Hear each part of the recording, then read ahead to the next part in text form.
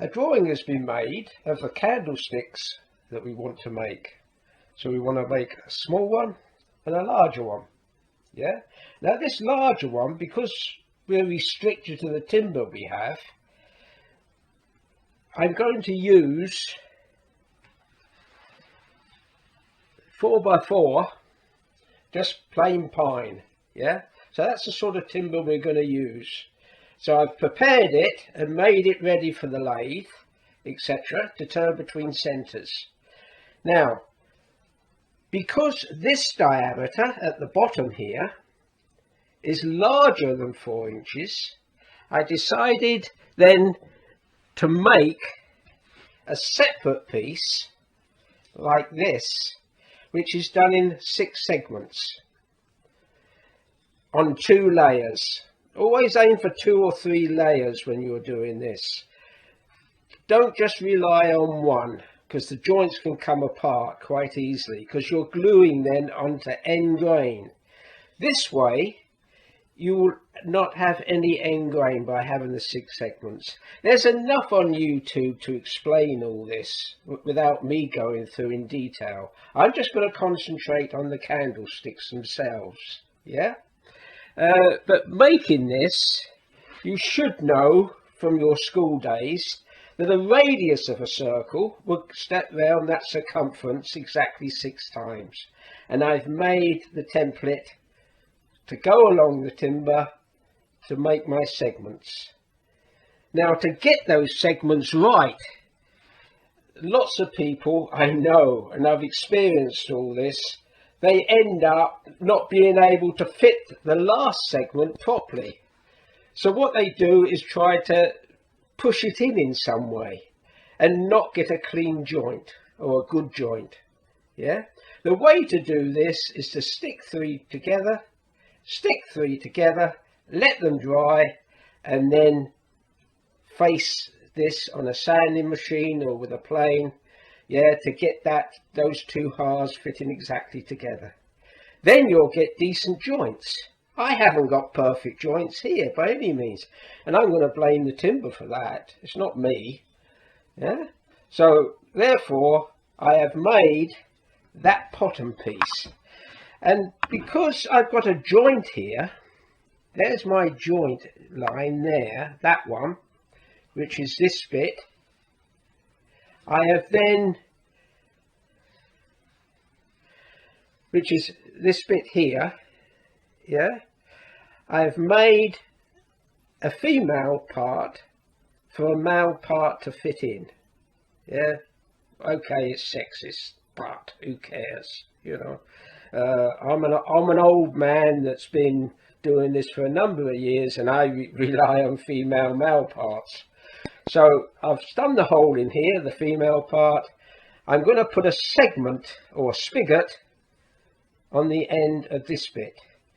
Now, because I've jointed it there, on the lathe at the moment, I've then got a piece of wood longer from there to there, where I'm going to make a second joint where this top piece will actually come out of this lump of wood here.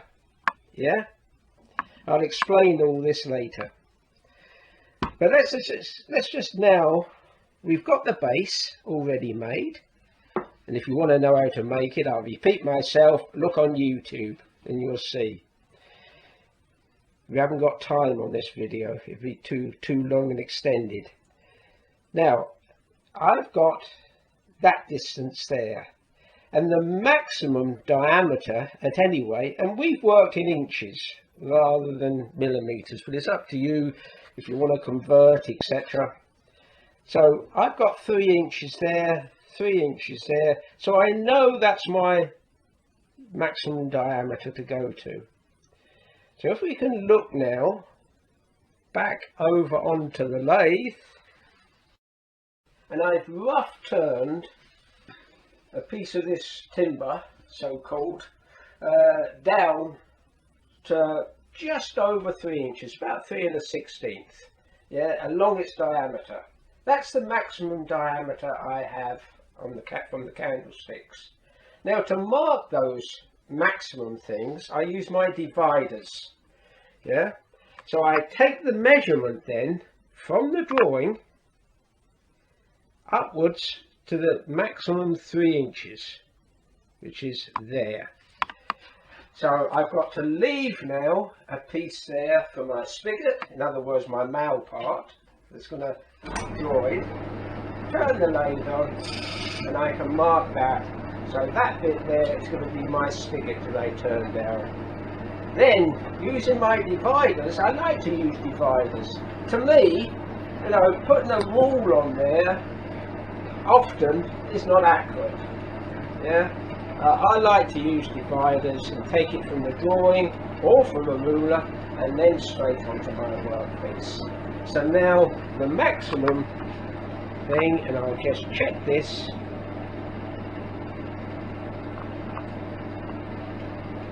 Let's get it right, or approximately right, should I say. I'm not after really to work really accurate. I can then mark from there to there, pencil it in, so that's my maximum. Yeah? Don't forget, I've left at least 1/16 of an inch to clean up, so all that will be cleaned out afterwards. Now, the next 3 inch, the next maximum piece from there, if I take it from the drawing. So this is the beauty of having a drawing rather than guessing things, which I see so many actually doing. It's so much easier to make a drawing, and then that's my next maximum. So I know not to take these lines out when I'm actually turning. Yeah? Now if I turn this off a moment and move my vest up, because you don't want to do it in mid-air, always use the vest, especially between centres. Yeah, I'm not turning a fruit bowl or anything like that, you know, I'm working between centres. So I think it's my last one. My last 3 inch maximum measurement should come to there. Yeah? Right, if we come over here, and then mark that on there. That's my next one, the last one. And then I've got a very much smaller piece then to go to the end to make my other spigot or male part for the top piece to fit into.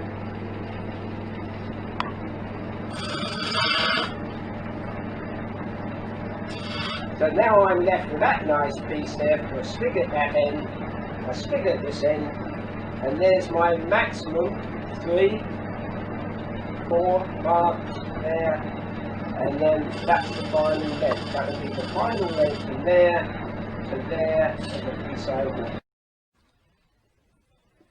Right, now I've marked out all this, I'm going to just go through turning that spigot. I'm not going to do the whole thing, as I say, as I've said, keep repeating, you can see all this on YouTube as good, if not better than what I'm doing it. There's my female part. I want to make a spigot now, that diameter. You notice I haven't used a ruler here. I'm taking everything from the actual work, all my measurements, and using calipers and dividers rather than a ruler. You know, to me, a ruler is not an accurate thing to use at times. You know, if you want to, especially if you want to fit joints. So anyway, I've got to turn this down now to that diameter on this end. Yeah? And the tools I'm going to use for it, in the first instance, I'm just going to use a bull nose or a round nose scraper. Yeah, just to take some roughness out of there. I'm not going to use my gouge at all. It's not necessarily for this. I'll be using the gouge further up here. So just to rough that out there, I can then rough that out.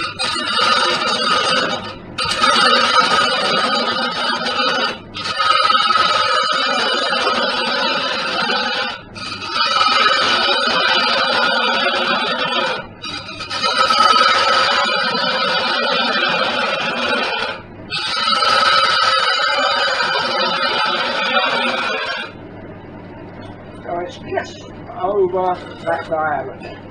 Yeah? Keep checking it with your calipers.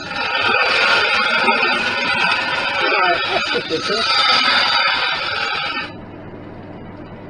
I can then put that back in the rack. And then what I'll use is the parting tool. Yeah?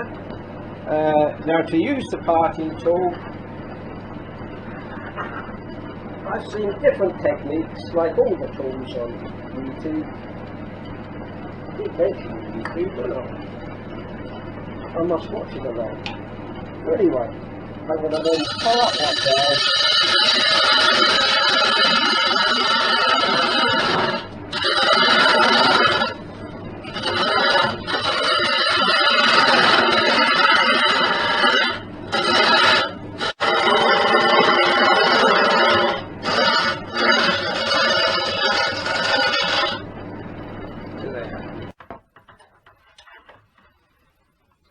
Now, to get this spigot the right diameter, again, you know, especially beginners, etc., who are starting to do this, they try to do the whole thing in one, and then they find out they've gone undersized, etc. The way to do a spigot, really, is just get the end bit right. And if you do go under, it doesn't really matter, because then you can make the rest of it that little bit bigger. Don't try and do the whole thing all in one go. So I'll get a flat scraper here. I like my scrapers. And then I can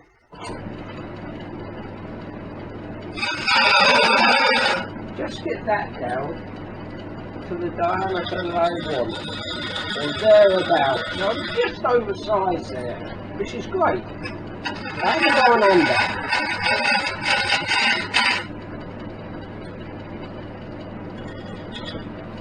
Right, now I'm the right size. So now I've got a good guide in which to make the rest of the spigot.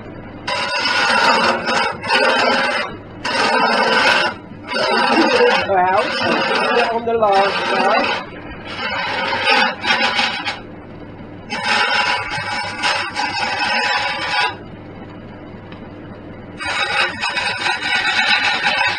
The old adage is, it's damn difficult to put wood back on once you've taken it off. Yeah, so it's best to work when you've always got timber to take off. Now that should be round about the right size for my spigot. I haven't quite finished it yet, but as you can see, it's there, isn't it? Yeah, bit loose that end. Nice and tight that end. Exactly what I want to fit into the female part of my base. Now just to finish off, I've got that little piece of wood in there. And the tool that I like to use on there is a diamond point. Now when you grind these points like that, make sure that that's under 90 degrees. Because if you do 90 degrees, you're going to leave marks on your timber either side. Less than 90, between 88 to 89 degrees that should be. Yeah, you can get well into that corner.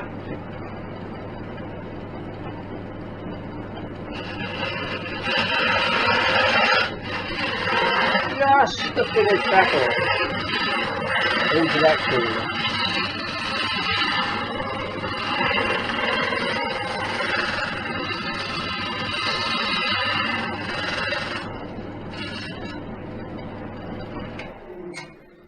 There we are.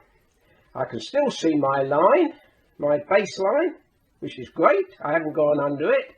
Yeah, so I've still got timber there to use, etc.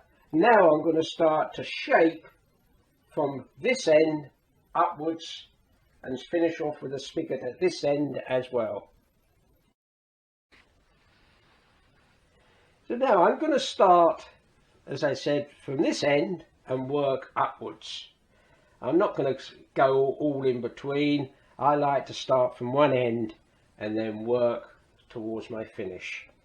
Now it's that next diameter has got to be the same as this base piece here, so you get a decent joint onto the base.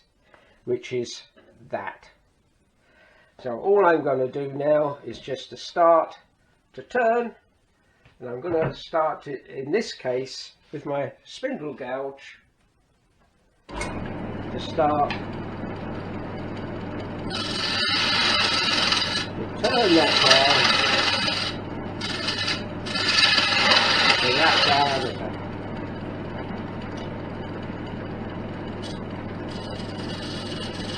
There we are, I'm there already. Yeah. Now I know from the drawing that that's got to go in there.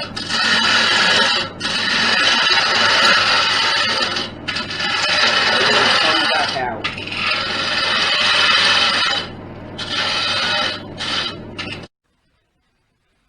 Right, now I'm ready to sandpaper it. I'm going to use a 120 first, sort of a medium grade, and then I'll go on to a finer grade of 500. And because we're just painting this, that would be sufficient. My strong advice is always take that rest away, completely away, so your fingers don't get caught between the rest and the work. And when you're sandpapering a piece of work, my strong advice for safety reasons is never put your fingers on top. Yeah, because that work is turning towards you, that can catch your fingers and bruise the tips of your fingers, if not worse. It's always safest, and to me it's better, to actually sandpaper holding the sandpaper underneath. I also like to fold it in at least half, if not 3. Yeah, just to stop it, any heat coming through, etc. You won't get a burnt finger then. Yeah, again, it depends on what type of thing, but get into habits, you know, for everything. Before I actually take it off the lathe, it might be an idea to actually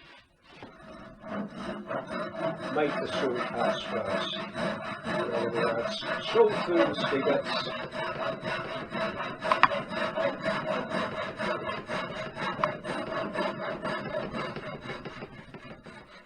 Leave that end and then finish it off on this end.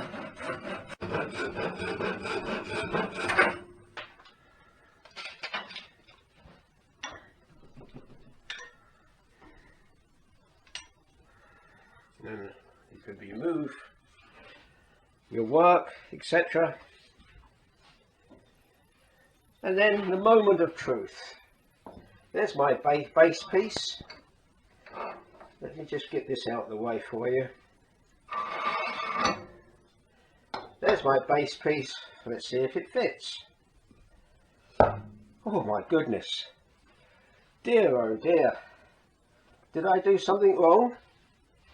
I'm not sure. So anyway, that's the base and that's the main part.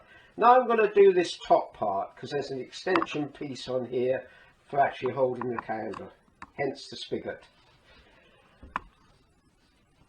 I've prepared my piece of wood, and the way that I'm going to go about this, instead of keep setting it up on the lathe to get the holding part for the candle, I've actually taken this out with a Forstner bit first. There's my spigot end. That's where that's going to fit onto the top there. Yeah. So I've left somewhere about 1/4 of an inch longer, just for cleaning up purposes on each end. Yeah. Also, the candle that we're using, I didn't have a Forstner bit quite big enough, so that candle's a bit big for there. So what I'm going to do is actually put that onto the centre. Now that centre that I have on my lathe is a bit big for me to get in there. So I'm going to change this from a revolving centre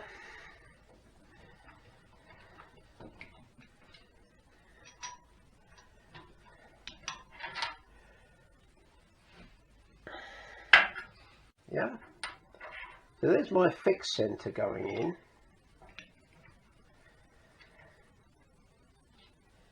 Move this all out of the way now.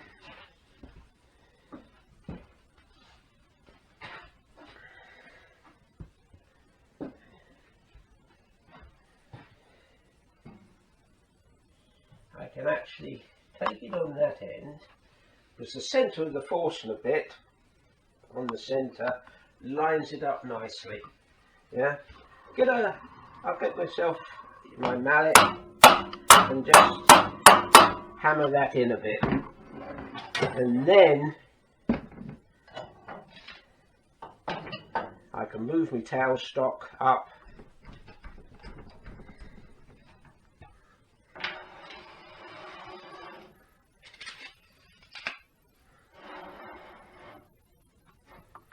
and centre it on that, again, that little bit of the Forstner bit in the centre, so I know that I'm on centre at least. Yeah,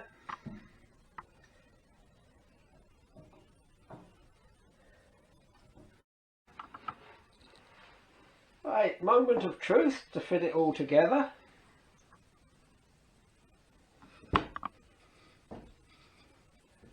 There's that bit, and then the top piece fits on, and then you've got the candle to go in the top. Yeah, we're satisfied with that, I think. Ready for painting.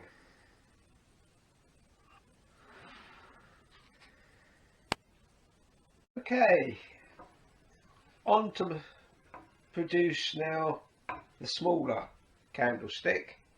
The base here is still that little bit big. There's several ways of doing it.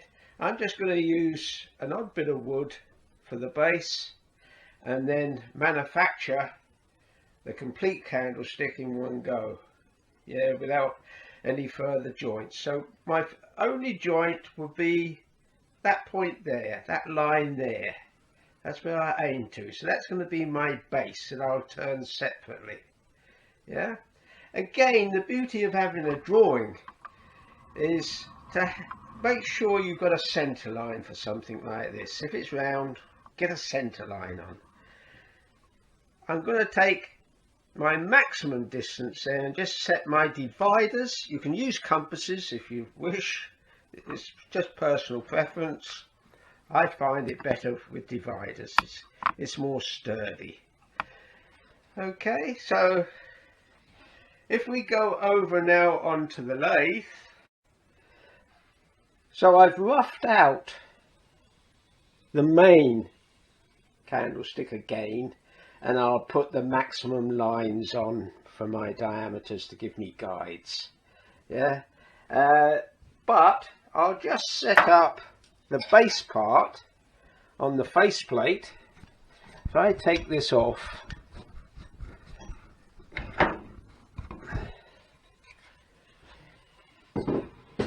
lay it out of the way. Now I've got my butterfly in, so to speak, for this. To get that out, I can put my stop in, screw the stop in, screw it round, and then that'll come out quite easily. Yeah, because it's on a taper. Okay, so there's nothing screwed on or anything like that. Whereas the faceplate, there's my faceplate, my metal faceplate, and I've screwed with 4 screws, sort of minimum of 3 anyway, 4, a piece of wood to make my base onto my faceplate, and then I can screw that on. When it's turning, you'll notice it is self-locking, so it won't come loose. Take my stop out and replace it.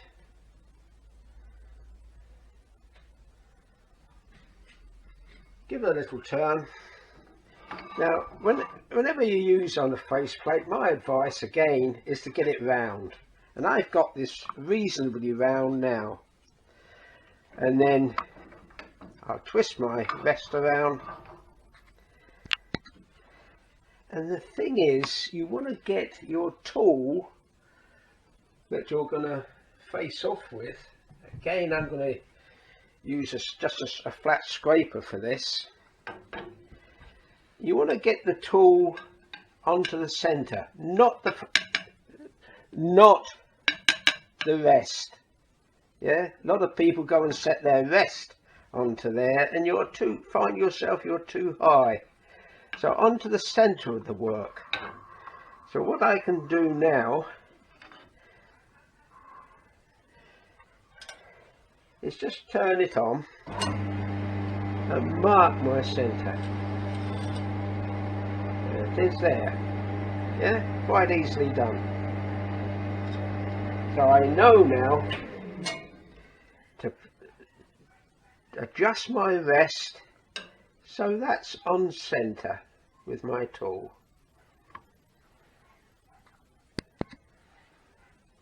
Yeah.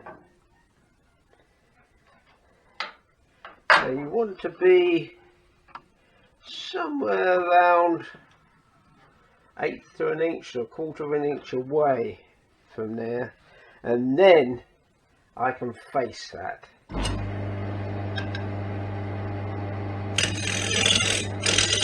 Just to clean it up, nothing more than that. So if you notice, I'm onto the center.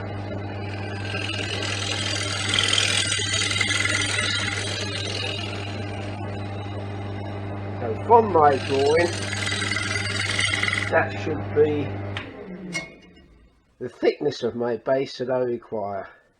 And then with my dividers, I can then mark the diameter. Now I know I've got plenty of wood here, possibly too much, but it's better to have too much than too little. So you can see the beauty of that. I can mark that diameter, and then I can mark also from the drawing, if I go and set my dividers down,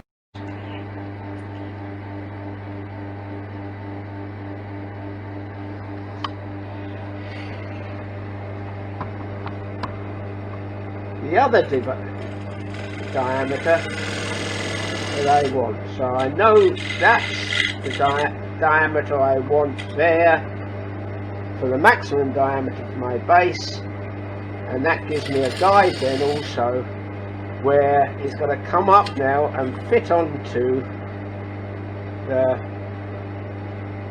main part of the candlestick.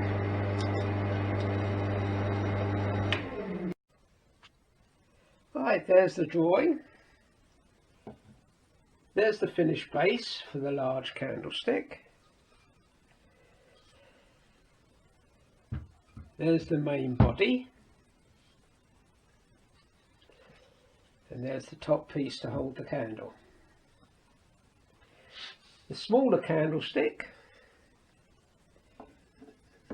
there's the base. And there is the completed candlestick. Just got to be glued together now, and then we can paint them.